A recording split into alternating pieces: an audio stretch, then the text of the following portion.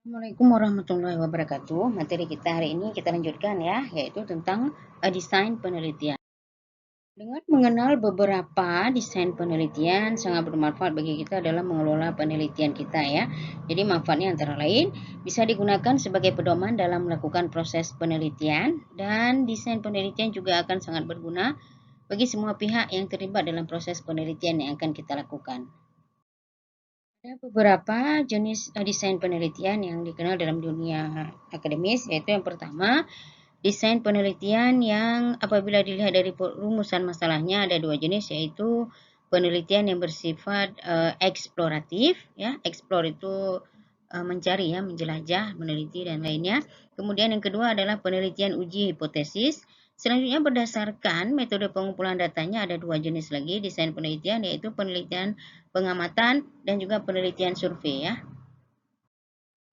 Sedangkan desain penelitian yang apabila dilihat dari pengendalian variabel-variabelnya oleh peneliti ada dua jenis lagi, yaitu penelitian eksperimental dan penelitian ex post facto. Sedangkan desain penelitian berdasarkan tujuannya dibagi menjadi tiga, yaitu penelitian deskriptif, penelitian komparatif, dan penelitian asosiatif. Jadi seingat saya ini kita sudah pernah jelaskan sebelumnya. Jadi apabila itu deskriptif artinya berhubungan dengan penelitian yang menggambarkan sesuatu, kemudian kooperatif itu adalah perbandingan, sedangkan asosiatif itu adalah mengajak ya. Berdasarkan dimensi waktunya ada dua jenis penelitian ya, yaitu penelitian time series dan penelitian cross section. Jadi kalau penelitian time series itu adalah penelitian jangka panjang dengan waktu-waktu tertentu ya. Contohnya seperti di sini adalah penelitian yang dilakukan setiap tahun. Jadi dari tahun 1997 sampai 2002 ya, untuk melihat produktivitas perharinya. Kemudian sedangkan penelitian cross seksional biasanya itu adalah penelitian terkait yang hanya terjadi pada suatu waktu saja ya, jadi tidak lama dan waktunya itu singkat. Nah, berikut ini ada skema desain cross seksional ya. Jadi seperti yang penjelasan sebelumnya bahwa penelitian itu dilakukan satu waktu, jadi waktunya singkat, tidak panjang. Jadi contohnya seperti di sini ada faktor resiko, ada efeknya apa, kemudian efek plusnya manfaatnya apa, kemudian minusnya itu apa. Jadi efek positifnya apa, efek negatifnya apa. Misalnya contohnya kasus, kemudian sakit, masalah kesehatan dan perawatan, efek negatifnya sehat, tidak ada masalah kesehatan dan lainnya. Kemudian dicek dengan faktor resikonya, efek positifnya apa, kemudian efek negatifnya apa. Di mana penelitian terhadap faktor resiko ataupun variabel yang independen dan efeknya itu adalah variabel dependen, itu hanya dilakukan dalam satu waktu. Jadi peneliti tidak melihat hubungan sebab akibat berdasarkan perjalanan waktu. Jadi penelitiannya itu singkat, hanya satu waktu. Tadi desain penelitian ya, variabel adalah hal yang tidak bisa kita pisahkan. Ada beberapa pembagian variabel berdasarkan sifatnya. Yang pertama variabel dikotomis, yaitu variabel yang mempunyai dua nilai kategori yang saling berlawanan. Contohnya laki-laki dan perempuan ya. Jadi bisa dibuat variabel laki-laki misalnya nomor 1, variabel 2, variabel perempuan itu nomor 2. Kemudian yang kedua, variabel kontinu adalah variabel yang mempunyai nilai-nilai dalam variabel tertentu ya. Contohnya seperti berat badan Didi 50 kilo, kemudian berat badan Dodo 62,75 ya. Jadi kontinu itu berkelanjutan, artinya berat badan itu bisa saja bertambah ataupun menurun ya. Nah, berdasarkan hubungan antar variabel ya, ada 4 jenis variabel. Yang pertama variabel bebas ya, kemudian variabel tergantung, kemudian variabel moderator dan variabel intervening. Kemudian ada yang kelima ya, yang kelima tadi udah 4 yaitu variabel kontrol. Jadi kalau variabel kontrol itu adalah variabel sebagai ini ya, sebagai standarnya gitu. Jadi apa kontrol itu yang tidak dimasukkan ke dalam, yang tidak diberikan perlakuan apapun. Jadi dia itu sebagai kontrol sehingga kita bisa melihat pengaruh daripada beberapa perlakuan pada penelitian yang lainnya dibandingkan dengan kontrol. Dalam melakukan penelitian ya, dalam desain penelitian kita juga harus melakukan ataupun menggunakan beberapa desain pengukuran dalam menganalisa data ataupun dalam mengambil data. Yaitu yang pertama ada skala Likert, kemudian yang kedua ada skala Guttman, kemudian ada skala semantik diferensial dan skala rating. Nah, skala Likert adalah digunakan untuk mengukur sikap, kemudian pendapat, dan persepsi seseorang tentang fenomena sosial. Contohnya, pelayanan rumah sakit ini sudah sesuai dengan apa yang Anda harapkan ya. Jadi, biasanya dalam mengambil kuesioner, kita menggunakan beberapa skala ya. Kalau skala Likert itu, seperti misalnya A, sangat setuju, diberikan skor 5, kemudian setuju diberikan skor 4, kemudian tidak ada pendapat skornya 3, kemudian tidak setuju skornya 2, dan sangat tidak setuju dengan skor 1. Skala Guttman akan memberikan respon yang tegas yang terdiri dari dua alternatif. Jadi menggunakan skala Guttman, jadi dalam kuesioner, jadi pilihannya itu misalnya hanya ya, tidak, baik, buruk, pernah, belum pernah, punya, dan tidak punya. Hanya respon yang tegas, ya dan tidak misalnya ya. Jadi dari dua alternatif saja. Kalau skala semantik diferensial ini digunakan untuk mengukur sikap ya, tidak dalam bentuk pilihan ganda ataupun checklist ya, tetapi tersusun dalam sebuah baris kontinu di mana nilai yang sangat negatif dia tuh terletak di bagian kiri, sedangkan yang paling positif itu di sebelah kanan. Contohnya bagaimana pendapat saudara tentang pelayanan rumah sakit ini. Jadi 1 buruk, kemudian 2, 3 dan 4 sampai dengan 5 sangat baik. Ada namanya skala rating. Jadi skala rating itu adalah rating ataupun bisa dibilang seperti ranking ya. Jadi dalam skala rating data yang diperoleh adalah data kuantitatif, kemudian peneliti baru mentransformasikan data kuantitatif tersebut menjadi data kualitatif. Contohnya seperti kenyamanan ruang lobi bank BCA, jadi dikasih rating dari 5, 4, 3, 2, 1. Paling bersih, paling nyaman itu nomor 5 dan tidak nyaman itu nomor 1. Sama juga seperti kebersihan, penelitian tentang kebersihan ruang parkir bank ya. Jadi 5 sampai 1 itu rating yang digunakan.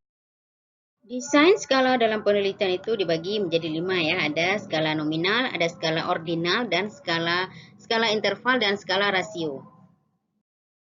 Skala nominal itu sendiri adalah skala yang hanya digunakan untuk memberikan kategori saja. Contohnya seperti wanita, kemudian laki-laki, wanita 1, kemudian laki-laki 2. Jadi hanya untuk memberikan kategori-kategori saja ya. Kalau skala ordinal adalah skala yang digunakan untuk memberikan peringkat antar tingkatan ya, namun jaraknya ataupun interval antar tingkatan belum jelas. Misalnya contohnya seperti berilah peringkat supermarket berdasarkan kualitas pelayanannya. Jadi misalnya supermarket Sri Ratu nomor 1, Moro 3, peringkat 1, 2, 3 dan 4, 5, 6 ya. Namun tidak dijelaskan dia di sini. Peringkatnya itu dari 1 sampai berapa ya. Misalnya jadi belum jelas tingkatannya. Kalau skala interval adalah skala pengukuran yang dapat digunakan untuk menyatakan peringkat di antar tingkatan ya, ataupun jarak atau interval antar tingkatan itu sudah jelas namun belum memiliki nilai 0 ataupun yang mutlak. Contohnya skala pada termometer ya. Kemudian skala pada jam, kemudian skala pada tanggal. Itu skala-skala interval. Jadi jaraknya itu sudah jelas, misalnya antara seperti pada jam, apakah dari jam 1 ke jam 2 misalnya. Kemudian pada tanggal misalnya dari tanggal 1 ke tanggal 3 misalnya, pada termometer juga ya. Jadi termometer ada suhu misalnya dari 10 ke 20 bagaimana kenaikannya dan sebagainya. Itu penggunaan skala interval. Sedangkan skala rasio adalah skala pengukuran yang sudah dapat digunakan untuk menyatakan peringkat antar tingkatan. Lalu jarak ataupun intervalnya antara tingkatan itu sudah jelas dan sudah punya nilai 0 yang mutlak. Contohnya berat badan, pendapatan, hasil penjualan, dan lainnya. Jadi apabila diambil kesimpulan ya tentang skala-skala tadi, apabila skala nominal contohnya ada kategori, kemudian peringkatnya itu tidak ada, jarak tidak ada perbandingan juga. Sedangkan skala ordinal sudah ada kategorinya, sudah jelas, peringkatnya sudah jelas, namun jarak antar tingkat itu tidak jelas, ataupun tidak ada dan tidak ada perbandingan. Sedangkan skala interval sudah punya kategori, kemudian ada peringkatnya, ada jaraknya, namun tidak ada perbandingan. Sedangkan skala rasio, dia ada peringkatnya, ada kategori, ada peringkat, ada jarak, dan ada perbandingan antar tingkat. Kemudian mengenai desain sampling ya, jadi desain-desain dalam pengambilan sampel dan lainnya yang harus kita perhatikan adalah beberapa alasan dalam menggunakan sampel, yaitu yang pertama mengurangi kerepotan ya, mengurangi kerepotan dengan jumlah populasi yang banyak misalnya, dan itu bisa diwakili oleh sampel. Jika populasinya itu terlalu besar, maka akan ada yang terlewati dalam proses penelitian ataupun pengambilan data ataupun wawancara dan lainnya. Dengan penelitian sampel maka akan lebih efisien. Seringkali penelitian populasi juga dapat bersifat merusak ya, adanya bias dalam pengumpulan data dan seringkali tidak mungkin dilakukan penelitian dengan populasi yang banyak. Dalam memilih sampel ya, ada beberapa hal yang harus kita perhatikan. Yang pertama, berapa jumlah sampel yang harus diambil dan bagaimana teknik pengambilannya. Beberapa pertimbangan lainnya ya dalam menentukan sampel, yang pertama, seberapa besar keragaman populasinya. Kemudian berapa besar tingkat keyakinan yang kita perlukan. Kemudian berapa toleransi tingkat kesalahan yang dapat diterima. Lalu tujuan penelitian itu yang akan dilakukan itu apa arahnya. Kemudian keterbatasan yang dimiliki oleh peneliti itu apa-apa saja. Sehingga dia bisa memilih sampel yang tepat ya sesuai dengan kemampuannya. Prosedur dalam penentuan sampel yaitu yang pertama identifikasi target populasi. Kemudian setelah itu kita memilih kerangka sampelnya. Selanjutnya metode pemilihan sampelnya ditentukan. Lalu merencanakan prosedur pemilihan unit sampel. Menentukan ukuran sampel. Menentukan unit sampel dan melaksanakan kerja lapangan. Kemudian dalam menentukan jumlah sampel kita bisa mengikuti beberapa pedoman dari para ahli. Yang pertama ada pendapat Slovin. Rumusnya itu N sama dengan N besar dibagi 1 tambah NE kuadrat. Dimana contohnya seperti misalnya kita akan meneliti pengaruh upah terhadap semangat kerja pada karyawan di PTA, di mana di dalamnya ada 130 karyawan dengan tingkat kesalahan pengambilan sampel sebesar 5%. Berapa jumlah sampel minimal yang harus diambil? Nah, ini ada perhitungannya ya. Jadi bisa nanti tolong dicoba-coba dengan penelitian masing-masing. Kira-kira yang cocok itu pakai rumus apa nanti ya. Untuk melihat interval penaksiran, kita pakai misalnya untuk menaksir parameter rata-rata MU ya. Dimana contohnya misalnya seorang mahasiswa akan menguji suatu hipotesis yang menyatakan bahwa indeks ataupun IPK mahasiswa sebuah jurusan adalah 2,7 dari 30 sampel percobaan ya, dimana dapat diperoleh informasi bahwa standar deviasi indeks prestasi mahasiswa tersebut adalah 0,25. Untuk menguji hipotesis ini berapa jumlah sampel yang diperlukan jika kita menginginkan tingkat keyakinan sebesar 95% atau tingkat kesalahannya itu hanya 5% dan errornya itu kurang dari 5% ya. Ini rumusnya bisa dilihat nanti. Nah, selanjutnya bisa juga berpedoman pada pendekatan Isaac-Michel untuk menentukan rata-rata sampel dalam menaksirkan parameter rata-rata ya. Dengan rumus N sama dengan NZ kuadrat kali S kuadrat dibagi ND kuadrat tambah Z kuadrat kali S kuadrat ya. Contohnya misalnya seperti seorang mahasiswa akan menguji suatu hipotesis yang menyatakan bahwa indeks prestasi mahasiswa pada suatu jurusan dengan jumlah mahasiswa 175 adalah 2,7, di mana dari 30 sampel percobaan dapat diperoleh informasi bahwa standar deviasi indeks prestasi mahasiswa tersebut adalah 0,25. Lalu dilanjutkan dengan untuk menguji hipotesis ini berapa jumlah sampel yang diperlukan jika menginginkan tingkat keyakinan sebesar 5% ya, artinya dengan kesalahan 5%. Dan error estimasi mu-nya itu kurang dari 5%. Nah, ini contoh dari beberapa rumusnya ya. Daripada contoh ini dalam masukkan ke dalam rumus, ini angka-angka dalam rumus, nanti tolong dipelajari di rumah, dilihat lagi. Sedangkan dalam menentukan sampel dalam menaksir parameter proporsi P, jadi berdasarkan rumus Isaac-Michel ini yaitu N sama dengan NZ kuadrat kali PG dibagi ND kuadrat tambah Z kuadrat kali PG ya. Di mana contohnya misalnya kita akan memperkirakan proporsi mahasiswa jurusan sebuah jurusan dengan jumlah 175 mahasiswa, di mana berdasarkan penelitian pendahuluan diperoleh data proporsi mahasiswa menggunakan angkutan kota misalnya sebanyak 40%. Berapa sampel yang diperlukan jika tingkat kepercayaannya itu 5% dan derajat penyimpangannya itu sebesar 0,10 misalnya ya. Ini tolong dilihat-lihat lagi contoh ini. Teknik pengambilan sampel itu sendiri ataupun teknik sampling itu ada dua, yaitu probability sampling dan non-probability sampling. Dan kalau misalnya probability sampling, contohnya seperti simple random sampling, kemudian stratified, kemudian proporsional, kemudian disproportional, cluster sampling, dan double sampling. Sedangkan pada non-probability sampling, contohnya seperti teknik pengambilan sampel yaitu convenience sampling, proportive sampling, judgment sampling, quota sampling, dan snowball sampling. Pada simple random sampling yang merupakan salah satu contoh dari probability sampling ya tadi, di mana simple random sampling merupakan teknik pengambilan sampel yang memberikan kesempatan yang sama kepada populasi untuk dijadikan sampel ya. Syarat untuk dapat melakukan teknik simple random sampling ini adalah yang pertama, anggota populasinya itu tidak memiliki strata sehingga homogen semuanya tingkatannya sama. Kemudian adanya kerangka sampel yaitu merupakan daftar-daftar elemen populasi yang dapat dijadikan sebagai dasar untuk pengambilan sampel. Sistematis random sampling adalah cara pengambilan sampel di mana sampel pertama itu ditentukan secara acak ya, sedangkan sampel berikutnya itu diambil berdasarkan interval tertentu. Selanjutnya stratified random sampling adalah populasinya itu punya tingkatan ya ataupun strata-strata ya.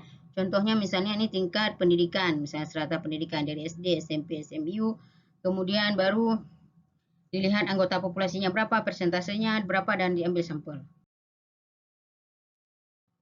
Cluster sampling pada prinsipnya teknik cluster sampling ini hampir sama dengan teknik stratified, hanya yang membedakan adalah jika pada stratified anggota populasi dalam suatu strata relatif homogen, sedangkan pada cluster sampling anggota dalam suatu cluster itu bersifat heterogen ya.